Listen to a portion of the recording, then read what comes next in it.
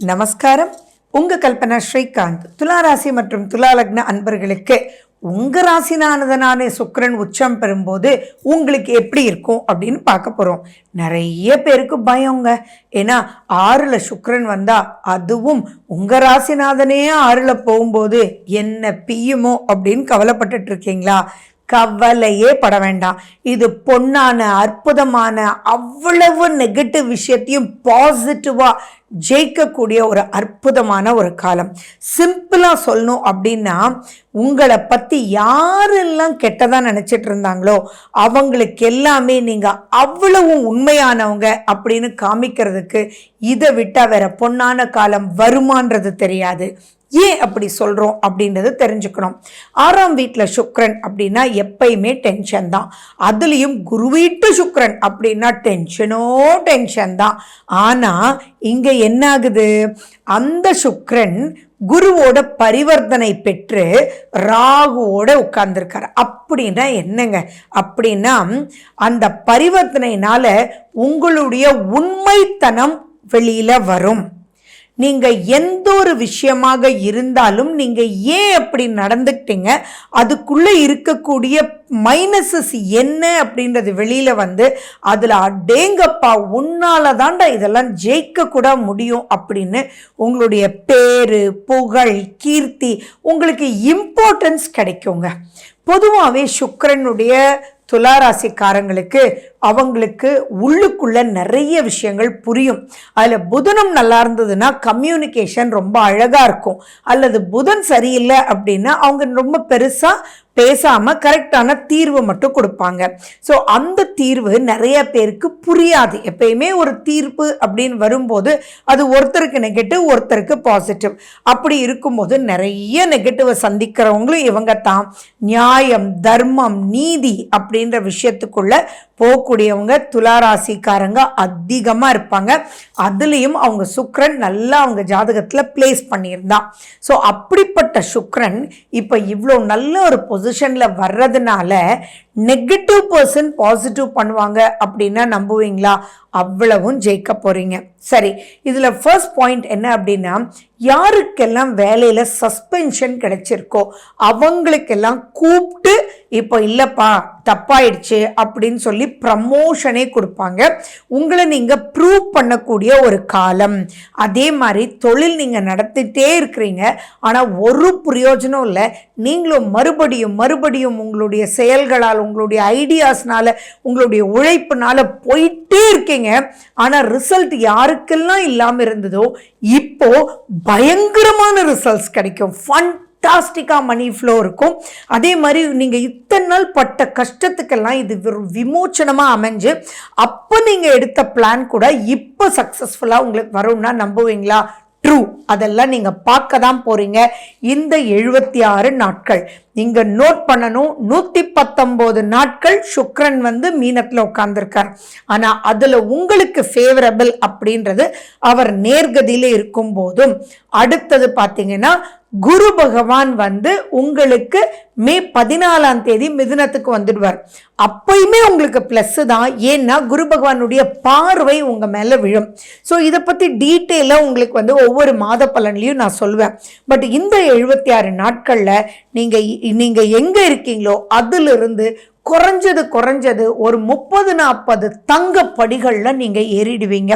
அப்ப நீங்க திரும்பி பார்த்தீங்கன்னா எப்பயோ நீங்க கஷ்டப்பட்டு எடுத்த முயற்சி கூட அதுக்குண்டான பலன் வந்து இப்ப கிடைக்கும். உங்களை வேலையை விட்டு தூக்கியிருக்காங்கன்னு வச்சுக்கோங்க. இப்போ யாரோ வந்து சொல்லுவாங்க, சார் அவர் பண்ணவே இல்லை சார், அது அவர் சிவனேன் அந்த பழியை தான் சார் ஏற்றுக்கிட்டாரு, அவரை போய் சார் நீங்கள் வேலையை விட்டு தூக்குனீங்க, நான் இந்த ப்ராஜெக்டுக்காக வெளியில் போயிருந்தேன் அப்போ தான் இது நடந்திருக்கு அப்படின்னு உங்களை பற்றி நட்பு பாராட்டக்கூடியவங்க மேபி உங்களுக்கு அவங்க எதிரியாவே கூட ஆக்ட் பண்ணியிருக்கலாம். ஆனால் அவரினால் உங்களுக்கு நன்மை பண்ணக்கூடிய அளவில் அவரே வந்து வாலண்டியராக பேசி உங்களுக்கு மேலும் ப்ரமோஷன் கொடுக்கக்கூடிய ஒரு அற்புதமான ஒரு காலகட்டம். கணவன் மனைவி யாராக இருந்தாலும் நிறைய பிரச்சனைகளை பொதுவாகவே துளாராசிக்காரங்க சந்திப்பாங்க. ஏன்னா துளாராசிக்காரங்க அப்படின்னு சொல்லும்போது அவங்களுக்குன்னு சில பிரின்சிபல்ஸ் வச்சிருப்பாங்க. அந்த பிரின்சிபல்ஸை விட்டு அவங்களால வெளியில வர முடியாது. ஆனா அவங்கள புரிஞ்சுக்கிறவங்க கிடைச்சா அவங்க கொடுக்குற இம்பார்ட்டன்ஸ் மாதிரி வேற யாருனாலையும் கொடுக்க முடியாது. இதெல்லாம் ஜென்ரலா துளாராசிக்குள்ள குணாதிசயங்கள். ஸோ அப்போ புரிஞ்சுக்காத கணவன் மனைவி யாராக இருந்தாலும் இப்போ அந்த புரிதல் அப்படின்றது ஏற்படும். உட்கார்ந்து பேசி தெளிவு பெறுவாங்க. அந்த தெளிவு எதுவாக வேணாலும் இருந்தாலும் சரி ஒரு கன்க்ளூஷனுக்கு வரும். ஃபார் எக்ஸாம்பிள், ஓகேப்பா இதெல்லாம் என்னை விட்டுட்டு வாழ முடியாது, அதனால ஓகே நீ மியூச்சுவலா கூட நீ போய்க்கோன்னு சொல்லிட்டு அவங்களுக்கு ஒரு லைஃப் பார்ட்னர் கூட இவங்க தேடி கொடுப்பாங்க. நம்புவீங்களா? அந்த அளவுக்கு துளாராசிக்காரங்க மிகவும் மிகவும் நல்ல மனிதர்கள். அதே மாதிரி ஒருத்தரை நம்பி வந்துட்டாங்க அப்படின்னா ஓகேப்பா கல்யாணம் ஆயிடுச்சு, நீயும் இப்படி சொல்ற, நான் என்ன பண்றது அப்படின்னா டோன்ட் வரி, மியூச்சுவலா முடிச்சுட்டு உனக்கு ஒரு லைஃப் பார்ட்னரும் நான் ஏற்படுத்தி தரேன்ற அளவுக்கு நிறைய விசித்திரமான விஷயங்கள் நடக்கும். உறவுகள் மேம்படும். நீங்க தொழில் இருந்தீங்க அப்படின்னா கேஷ் ஃப்ளோ பிரமாதமாக இருக்கும். அதே மாதிரி கேஷ் ஃப்ளோ வந்த உடனேயே உங்களுக்கு தெராசு இல்லையா, இது வரைக்கும் வாங்கின கடன்கள் எல்லாம் நீங்கள் கட்டி முடிச்சுட்டு அப்பாடா அப்படின்னு இருப்பீங்க. அண்ட் மேலும் பார்த்தீங்கன்னா அதை எந்தெந்த விஷயத்துக்கு எவ்வளவு யூஸ் பண்ணணும் அப்படின்றதும் உங்களுக்கு கைவந்த கலையாக இருக்கும். இதெல்லாம் எப்போ உங்கள் ஜாதகத்தில் சுக்கிரன் ரொம்ப நல்ல பிளேஸ்மெண்ட்ல இருந்தார் அப்படின்னாலும் அங்கே சூரிய சுக்கிரப்பே சேர்க்கை எந்த அளவுக்கு ஏதாவது இருந்ததுன்னா அதையும் நீங்கள் அலசி ஆராய்ந்து பண்ணணும். உங்களுக்குள்ள இருந்த பயம் போயிடும். ரசிச்சு வாழ்றது தாண்டா வாழ்க்கை, பழசெல்லாம் என்ன பிரச்சனையில் இருந்தாலும் போட்டுண்டா அப்படின்னு விட்டுட்டு நெக்ஸ்ட் உங்க லைஃப்னுடைய ஸ்மூத் கோயிங்க்கு என்ன வழியோ.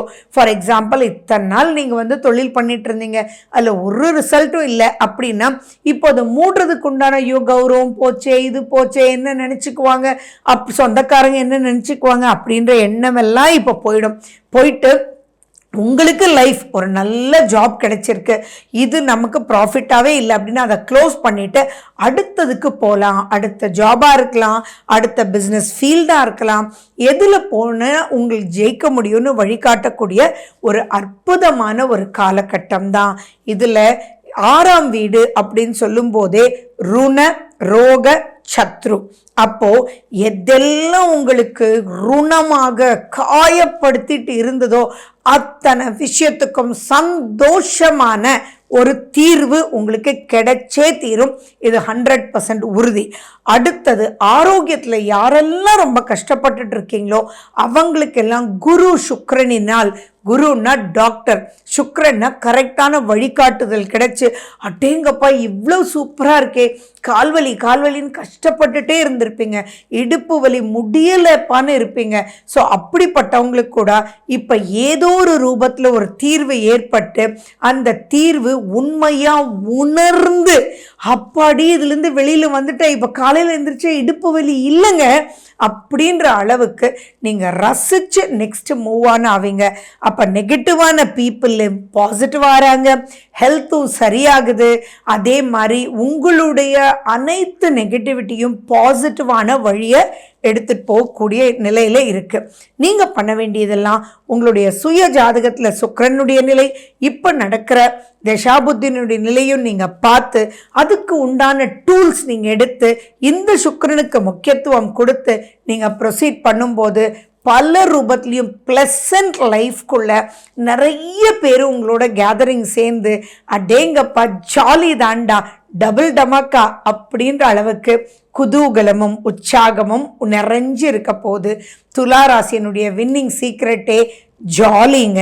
ஸோ அந்த ஜாலி உண்மையாக உங்ககிட்ட வருது அப்படின்னா வேற என்ன வேணும்? So wish you good luck. வாழ்க வளமுடன். நன்றி, வணக்கம்.